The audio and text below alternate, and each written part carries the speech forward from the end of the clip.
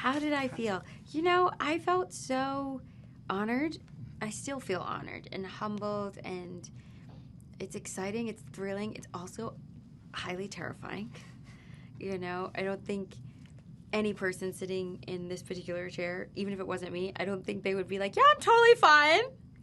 Yeah. There's a sensible amount of pressure because, I was a Disney kid growing up. I love Disney. I love Disney animation. And in my adulthood, I've become a real fan of the art of animation.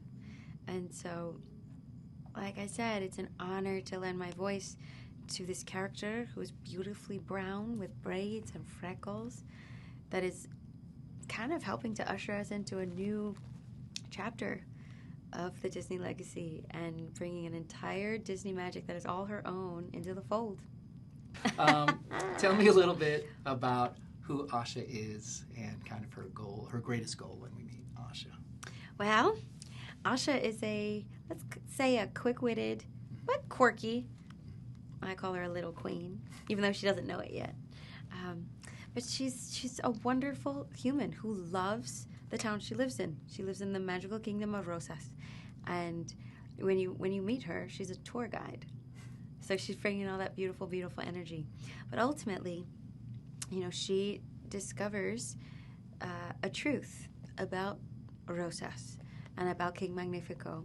And she goes to one of her favorite places in the world, and she makes a powerful wish, even though, unbeknownst to her, she's not clear about what she's doing. But she makes a powerful wish and calls down the wishing star. And with Star's help, because Star is its own thing, goes on this journey and ultimately is trying to fulfill this wish that everyone in her town, in her community, will have more than what they have now, that they can reserve the right to hopefully make their own wishes come true. And I think that's really cool. What do you think makes this film so special? I think part of what makes Wish so special is that it's this beautiful way of celebrating the roots of Disney classics and also a way of, launching us into the future. You have to be able to appreciate and celebrate where you've come from to be able to fully appreciate where you're going, right? I think this film does that beautifully. It's an all-new original musical comedy with 7 beautiful new songs written by Julia Michaels and Benjamin Rice. And it's, brought to you by the makers of Frozen. It has literally every element of a true new Disney classic. It's like putting all the ingredients in a bowl and mixing them up, and you get Wish. And I really feel like audiences, doesn't matter who you are, there's something for everyone. You can truly see yourself in this film, whether you see yourself in Asha or any one of the townspeople or Sabo Suino or even King Magnifico. There are elements of this that I think will be inspiring and heartening to so many people out there. Describe how Wish came to be and why it was the perfect film for Disney to mark 100 years. Ooh, that's an easy question. No, I'm kidding. I'll say the origin story of this story was Chris Buck and I working on Frozen 2 together back in 2018 and recognizing that we'd be turning 105 short years. Our films often take that long. So feeling we better get started because we want to do something really special. We didn't know what it was. We started daydreaming. We knew we wanted to be big, epic, musical, fairy tale, comedy, all those big things we love about our legacy, but we also wanted to make sure it was an original so that it was still driving us forward. And wishing as an idea, it was something we could see throughout so much of our legacy, the power of wishing. The wishing on a star, a dream is a wish your heart makes. And I think wishing is a word that, to wish is such a simple thing, but it's an aim, and every great discovery or adventure in the world has come with someone having a wish in their heart. And that was something to celebrate, but also to acknowledge and respect the incredible challenges that come with having a powerful wish, but the importance of you trying to make your own wishes come true. And what was the importance of Wish needing to be a musical? Well, I think you think back all the way to Snow White, if our first, Walt's first film, and that concept of the power of music and storytelling, but the way Disney animation does it in particular, where it is this beautiful, seamless part of the story that advances the story always, whether it's through great discoveries in the song, or whether it's learning more about a character moment, or helping you understand the deep emotion inside a moment. It's in the DNA of Disney, and so it felt like it would be a missed opportunity if we didn't incorporate music as well. Yeah. Who wrote the songs for Wish, and why were they the perfect choice for this film? Julia Michaels and Benjamin Rice wrote the songs for Wish. What's so fantastic, especially Julia grew up on Disney classic films and musicals and loves them. She's a new generation of songwriters, but an incredible songwriter in her own right. So we knew it was a great combination of this understanding of our legacy, but also a completely fresh approach to music. And I think that's part of what we wanted, is not to be just going backwards, but also going forwards at the same time. And she brings a beautiful contemporary style, as well as, this sense of, these songs feel classic, and yet they, on their own stand, is very, very contemporary too. Introduce us to the Kingdom of Roses.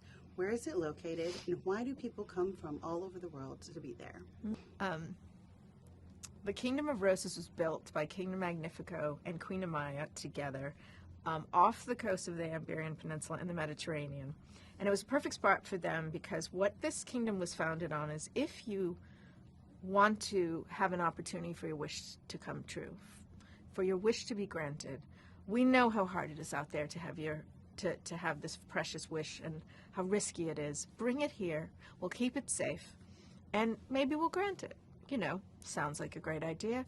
Let's situate ourselves in a place where people from all around the world can get to us. And so the Mediterranean Sea is a great place for that. So what was so fun is you really did have a kingdom that was built on a philosophy, and people came by their own choice from all around the world. And so it was just a perfect setting for that. Yeah. Who is Asha, and what is her greatest goal when we meet her? Asha is a wonderful young, ordinary teenager in the Kingdom of Roses, who she just wants she wants to hang with her friends, and hey, she wants the internship maybe with to be apprentice to the king. But when she uncovers a dangerous truth about the king and the preciousness of the wishes of the people of Roses, she wants more for them. She sees they deserve more. And so she becomes someone who has to find within herself the power to fight for what's right. And so she discovers, not only is she an incredible leader, and can she persevere, but she's one of the great helpers of the world who fights for everyone. What does Ariana DeBose bring to the character? Ariana DeBose brings incredible compassion and warmth. Like Asha, she cares about others. She cares about their needs deeply. She's grounded. She is a dancer, so she has a wonderful physicality that is imbued in Asha. The power of her voice. Asha is about, she finds her voice. She fights for the things that's right. And to have Ariana's incredibly powerful voice, singing voice, beautiful singing voice throughout the film it was just, she's a, they joke, they call the phrase a triple threat. I don't say it that way. She's just an embodiment of all things that you'd love from an incredible Disney heroine. Who is King Magnifico, and what is he like?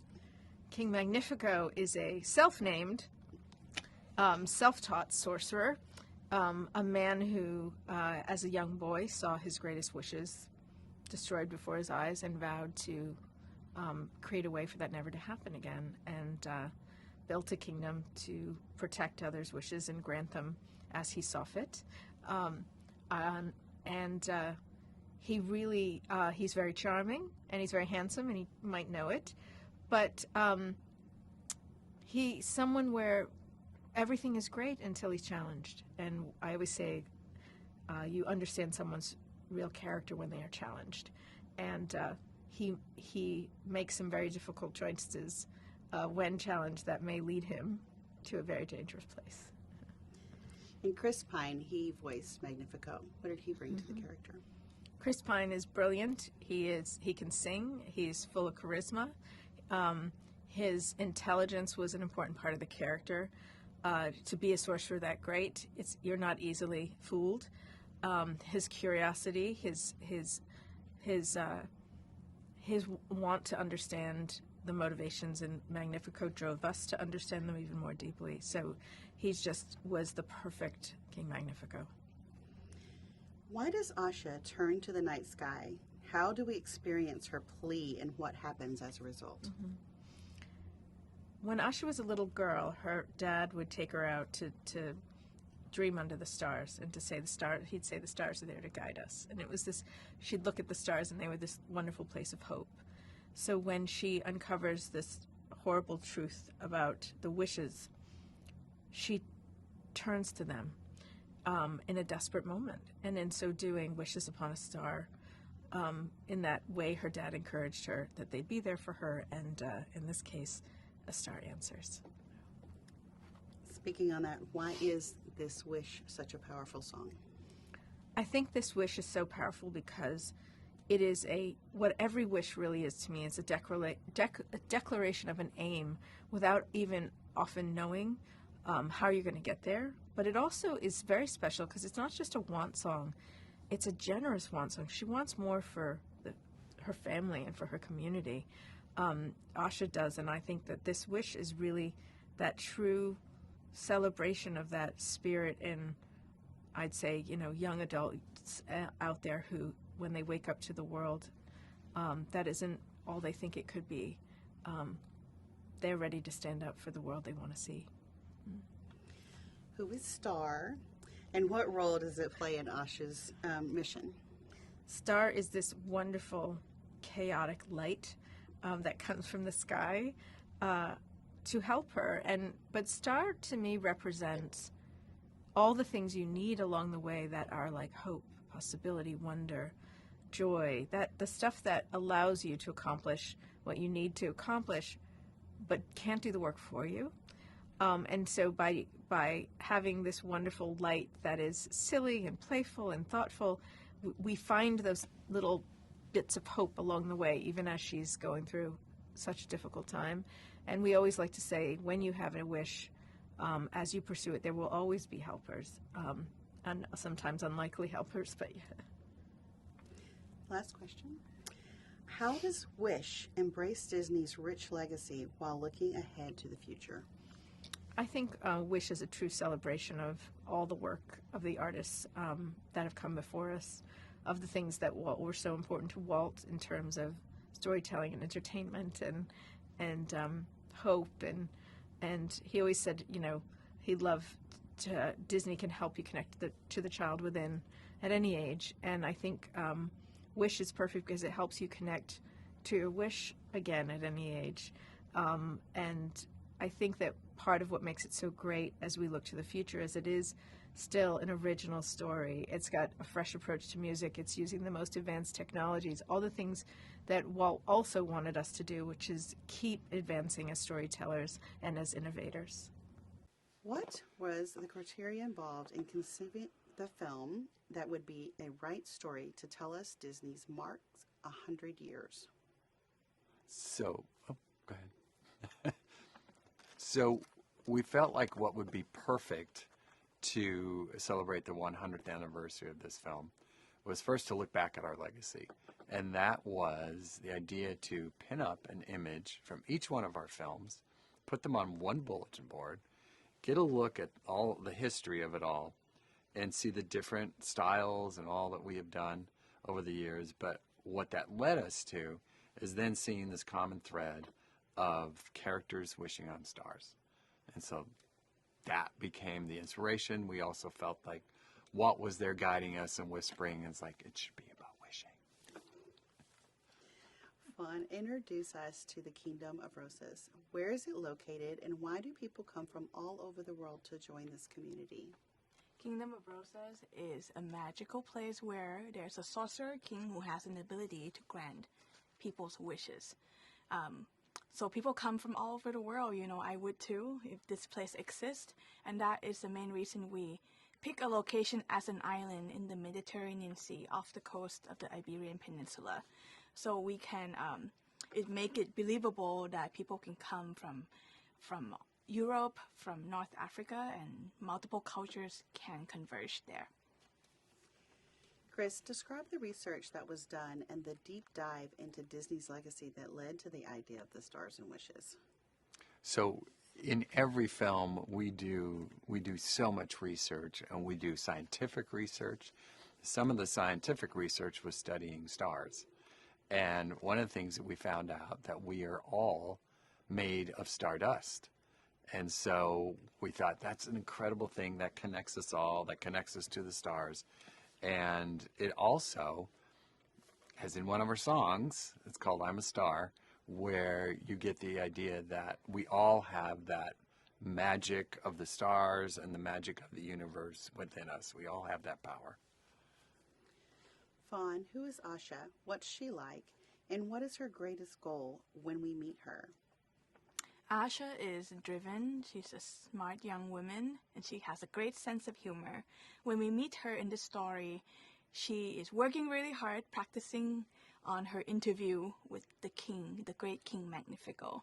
She dreams of working for him because she believes that he does this great thing of granting people's dream, making their wish come true, and she wants to be part of it.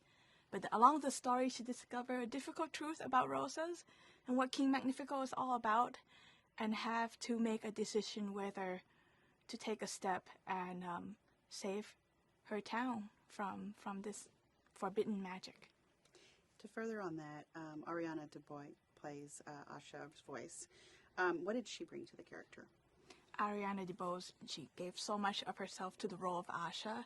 She has such great energy. She is someone who's not afraid to be herself, and you really feel that in her performance. And we were so inspired by her movement as a dancer as well.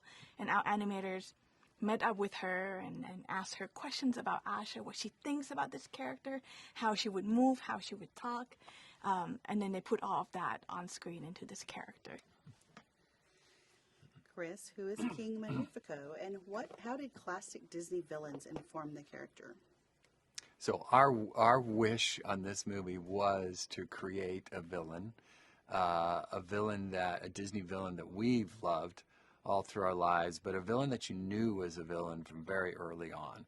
And so King Magnifico was created from that desire.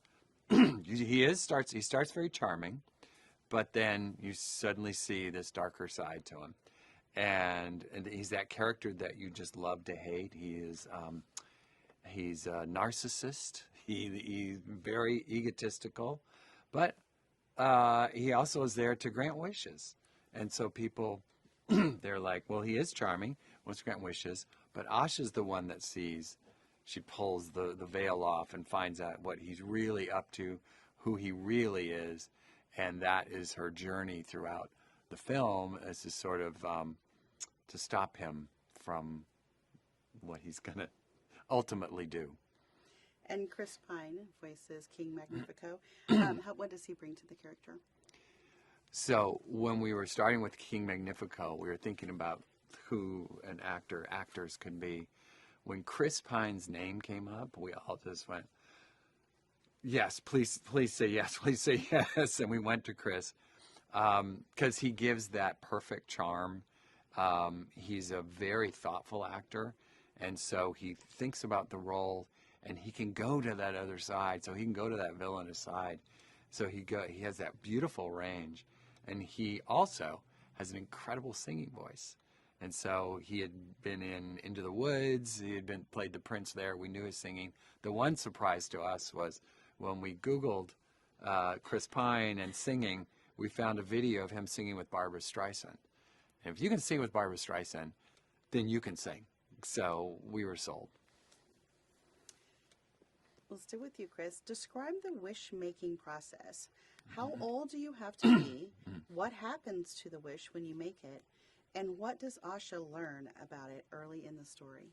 Okay, so so when people give their wishes to King Magnifico, he asks them, to make that true wish in your heart, believe in it, and that it actually comes out.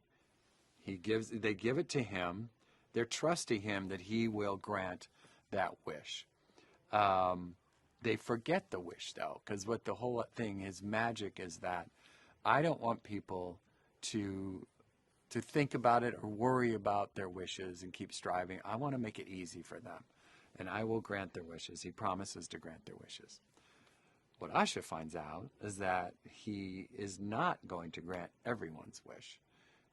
There are certain wishes he feels like might be too much of a threat to the kingdom, too much of a threat to him. So he decides to grant only those wishes that will not threaten the kingdom, or threaten, it's more his power. So it's really all about him.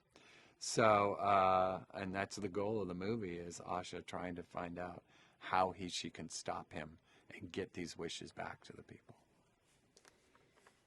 Who is Star? This is fun. Who is Star, and what role does it play in Asha's mission?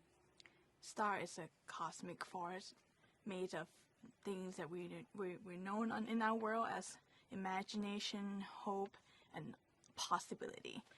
Asha made a wish, right? And like we said earlier, there's a stardust in each one of us. So the stardust power connect Asha's wish to the actual star. When star comes down, star act as a catalyst to her character. Even though Asha might not feel like she's ready to pursue this wish, star pushes her, thrusts her into this action, allowing her to encounter many difficult journeys, but also many self-discoveries of what she has inside of her, and allowing her to become the leader she's meant to be. Chris, who wrote the songs for Wish, and why were they the perfect choice for the film? So Julia Michaels and Benjamin Rice, they wrote all the songs for Wish. And why they were so perfect is that Julia is a big Disney fan, knows all the Disney music and the Disney movies. So she brought, which is what we want to do at the movie, is honor the legacy, but also honor the contemporary innovations and sounds. She brought both of that. She brought that beautiful legacy to the sounds, this kind of classic sound, and yet this contemporary sound that you've got, this other thing. So she was the perfect person. They both were the perfect people to really do everything we wanted to do with this movie. Fawn, describe the song I Am a Star. What happens, and what are the creatures conveying to Asha? The song I'm a Star explains how a person's wish can pull down an actual star. But because star doesn't talk, it is explained through the gift of speech that star granted to animals, plants, all around Asha in this magical forest. It's a fun musical numbers that, within this song we meet so many of our old friends, animal friends from many Disney legacy films. And it's meant to bring joy and hope and fun while speaking to the theme of the movie. Great. Who is Valentino, and what's he like, and who lends his voice to the goat? Valentino is Asha's pet goat who followed her everywhere. He has a lot of opinion, even though he wasn't able to talk yet. And one day, he was granted a gift of speech by Star. So Alan Tudyk, our wonderful good luck charm, bring the voice of Valentino, giving him the sophisticated, gentlemanly, fashionable goat to life. Valentino believes that there is no greater joy than pursuing your journey, your wish. We talk about him believing that he loves to climb, but the peak is not, it's not what's important. It's the journey of getting there, and he is not afraid to take that journey. Chris, we have one more for you. Describe the look of the film. Why is it so unique and special, and what were some of the inspirations behind it?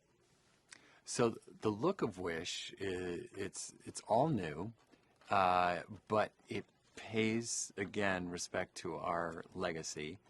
and it also embraces the new technology that we've been using the last few years.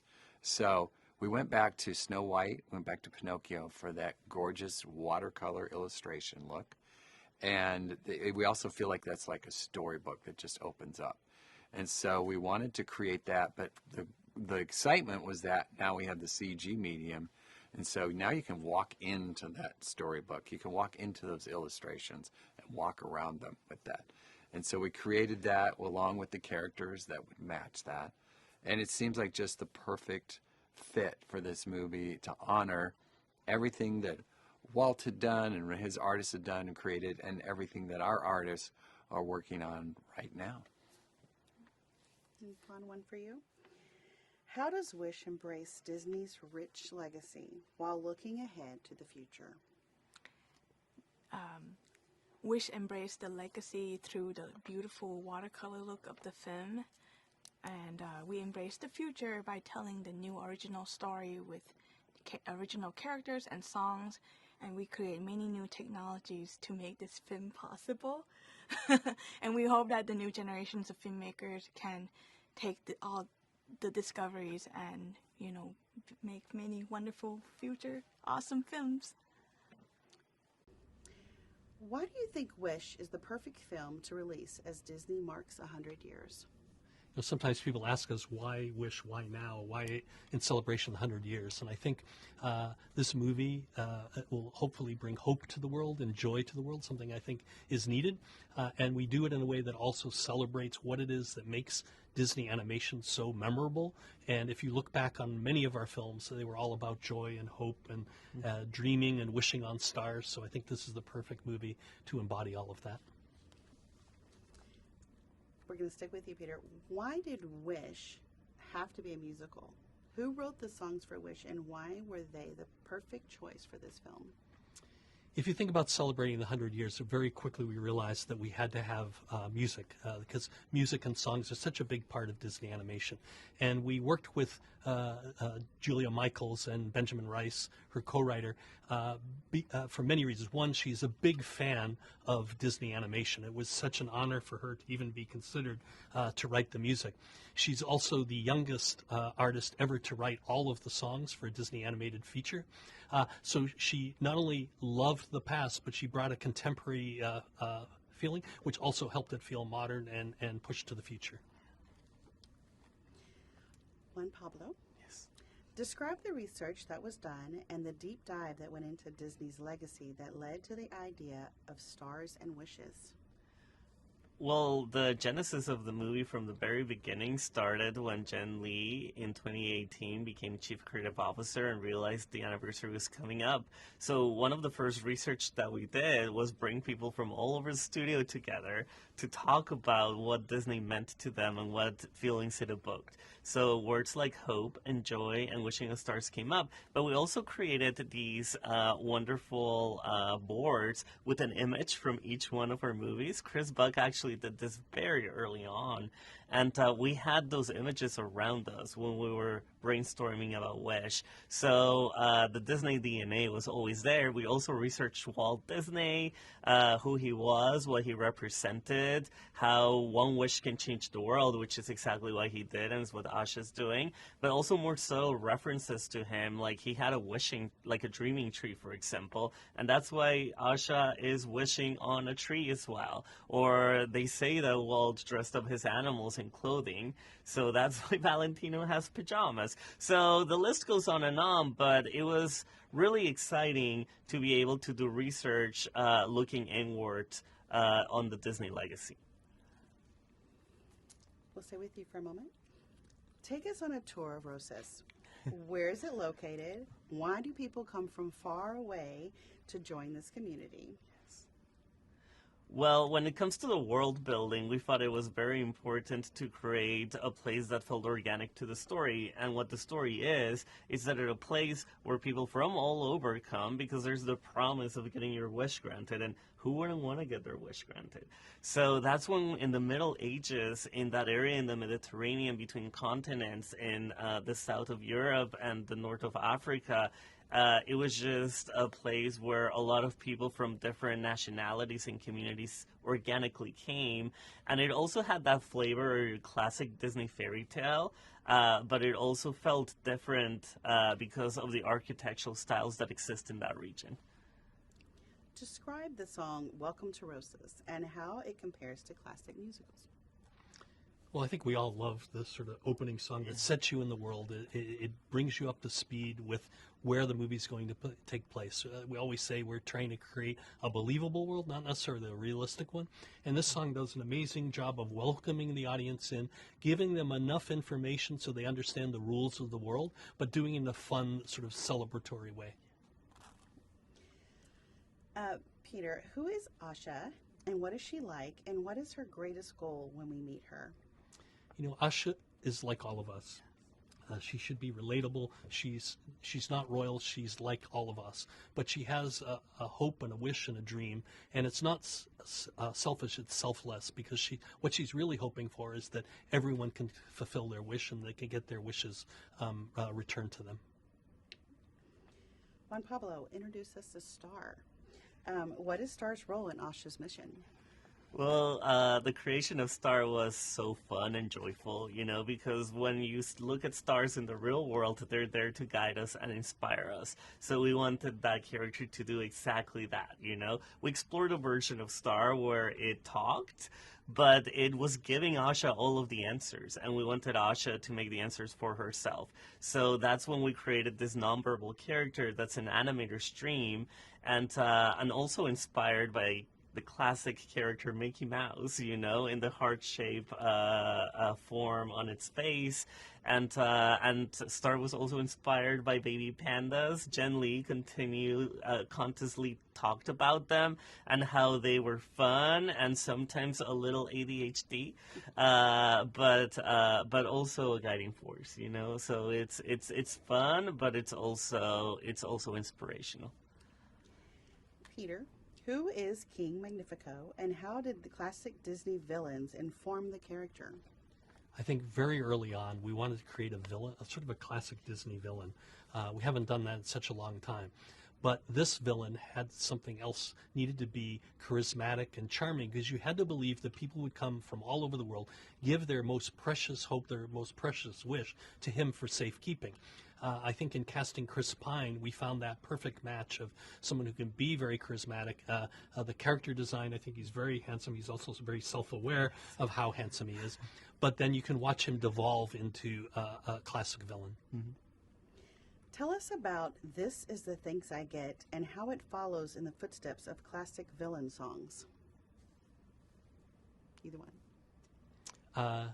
Look, when Julia wrote this movie, it seemed great. It's a fun moment in the movie where Magnifico, the people in Rosas are questioning him, and he's never really been honestly questioned before. And so, in his opinion, he's done so much for the community. Why are they sort of questioning him? And is this how you thank me for all I've done for you?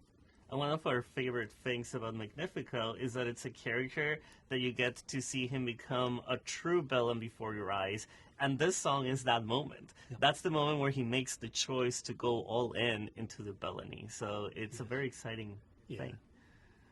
Well, you kind of maybe touched a little bit, but either one of you can reach on this. Describe Magnifico's magic and how it is a nod to the classic Disney villains. Well, Magnifico's magic, you have the good magic, which is more benevolent presenting, but he also creates it with potions and stuff that you see in characters like the Evil Queen. And then you have the evil magic, which is your more traditional villain magic, which, you know, you see the shades of green, and there's a lot of nods to the villains of the past through his evil magic that people are going to need to pick up on. Peter, describe the look of the film. Why is it so unique and special, and what were some of the inspirations behind it? Well, I think early on our production designers looked to some of Walt's earliest films, and also to the artists that Walt may have been inspired by in the past. And the idea of a watercolor look, could we do a watercolor look where the characters actually can marry to the background and bring that watercolor painting to life? So that was the goal, and they built upon many of the shorts that we've done in the past, Paperman, Feast, Far From the Tree. And then we didn't know how to scale it up for a full feature. We didn't know exactly how to do it, but the artists working with technology set that as a goal, and fortunately they developed a very unique look for the movie that is just so beautiful on the big screen. Juan Pablo, who is Valentino? What is he like, and who lends his voice to the goat? Well, Valentino is just a joy, you know. The animal sidekick in Disney movies is a very traditional thing. And with Valentino, we get to have the non-speaking character, but also the speaking character through Star's charm and magic. And Alan Tudyk was just perfect. You know, he is her good luck charm in Disney animation, so we knew he needed to be in this movie. And when we casted him as Valentino, we brought him in for his first session, and we didn't really know what he was going to sound like. So he helped us discover the sound. You know, he went really high, he went really low. And that's how Chris and Fawn discovered the personality and the voice of Valentino. And Alan Tudyk helped bring a lot of those one-liners. Jen and Allison wrote a lot of them, but Alan, you know, he can ad-lib so well. So it's so much fun. Great. All right, I'm going to start, Peter, with this, and then you guys can both jump in. How does Wish embrace Disney's rich legacy while looking ahead to the future? You know, from the very beginning, we always wanted to say what really embodies a Disney film. And words like hope and joy and wishes and wishing on stars was part of it. But we also knew we wanted to create an original fairy tale with original songs and music and original characters. And I think it's the perfect blend of those two things, where it is its own unique story, but those who are familiar with our past will also be able to find many gems as part of it. Well, you know, a big part of Disney is joy and hope, and we wish that that's the takeaway that people get when they walk out of this movie, you know, that they take that wish out of the drawer and embrace it and own it up and own it to themselves to achieve it and to pursue it. And even if you don't achieve it, it's all about the journey, you know, as we see what happens to Asha through the movie. She has to overcome so many obstacles, and that is the wonder of Disney, you know. It brings you hope, and that's what the world needs right now. Look, last night we had the opportunity to see the premiere in a theater full of people, and it's a good reminder of how important it is to watch the movie with others. You have a sense of community. You could feel the audience get involved with the movie. It elevates, it heightens the movie by doing that. We made this movie to be in theaters. We made this movie to be on the big screen, and I think the world needs that right now. How do you feel about lending your voice to the villain in Wish, the movie that would mark Disney's animation 100th year anniversary? I feel incredibly privileged to lend my voice to the villain in Disney's anniversary film, their 100th anniversary film, Wish, with Ariana and Alan and Victor Garber and all these incredible talents, and Julian Ben, who wrote extraordinary music, and Chris and Fawn and Jennifer, all of these extraordinary animated veterans, and specifically to play the villain and to add my name to a long list of really famous ones is just great fun. What is your history with Disney animation? Like, what are your favorite characters, songs that you loved as a kid? I mean, Mowgli was a highlight for me. I always wanted to live in a forest with a giant bear as a best friend, and date Ariel and swim under the sea, and make wishes with Aladdin, and Lady and the Tramp, and Fantasia, which is this extraordinary work of art that kind of goes above and beyond being something just for children into the stratosphere of like surrealist art. So I grew up with Disney just like most, I think, children in the world have. Who is Magnifico? What's he like, and what's so special about the Kingdom of Roses? What is Magnifico like? King Magnifico has got an inflated sense of himself. He thinks he's a pretty big deal. He doesn't have many friends. He's got this poor wife that eventually sees the light and puts him in his place. He's a pretty insecure guy. He's very angry and ultimately just kind of weak and insecure. at the end. And this kingdom of Roses, this kingdom of wishes that he's created, where people from all over the world come and give him their wishes for safekeeping so he can make them come true, is this beautiful spot somewhere in the Mediterranean in the 12th or 13th century. And it's gorgeous, and he runs it as his, essentially a dictatorship, we come to find. Speaking of his queen, what is Magnifico's relationship like with his queen?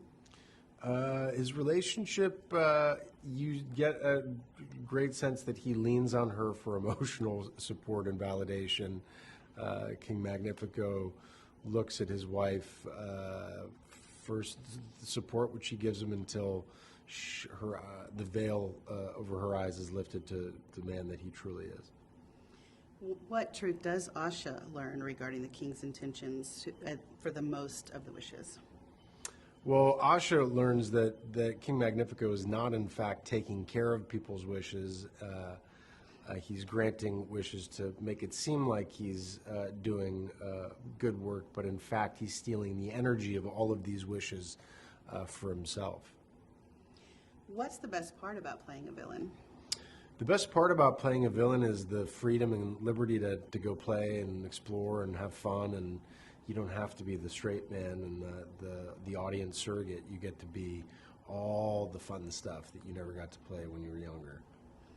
Tell us about This Is the Thanks I Get and how it follows in the footsteps of classic villain songs. This Is the Thanks I Get, which is King Magnifico's big villain song, was so much fun to work on with Julia and with Benjamin. They created this wonderful song about a guy that's spending a lot of the time looking in the mirror and is upset that he's not getting the recognition that he should be getting from all the people that he's taking care of. So it's fun. There's comedy to it. You get to see deep inside this character and really what makes him tick, and how obtuse and kind of not self-aware he is about it. It's just a great song, and it was great fun to work on. Who is Star, and why is Magnifico so threatened by its presence in Roses? So Star is a great character, and is Asha's best friend besides her goat, her talking goat. She wishes so deeply that a star actually descends down, and it's of such great power that King Magnifico realizes the power that he could have if he held onto Star. But Star's too powerful for that, and in fact, Star helps Asha realize how evil this awful king is, and with the help of her, its powers, is able to win the day. How did the filmmakers Chris Buck and Fawn Veerasunthorn help guide your performance? They're my directors. They help guide it every step of the way. Between them and Jennifer, they were able to tell me when I walked in the booth what they needed. You know, my job is like I come to set and am as open and free as possible, and then they guide me towards what they want. So I had great fun doing it with them. And why should people see Wish in theaters? Well, Wish in theaters, it's a visual event, really, that shot in CinemaScope 255, this incredibly wide frame image that they haven't done since Sleeping Beauty, something that's really made for an audience. It's made to be seen on a big screen. It utilizes old-fashioned watercoloring like Disney did back in the day, along with all of the newfangled technology of 2023, all the CG. So it's that combination that gives this kind of textural immersion into the screen. Incredible songs that I hear from everyone that's seen it that make people laugh and applaud and stand up as if they're watching a live theater event. So I think it's designed specifically for families to go out and to enjoy themselves over the holiday season and see something with a great message.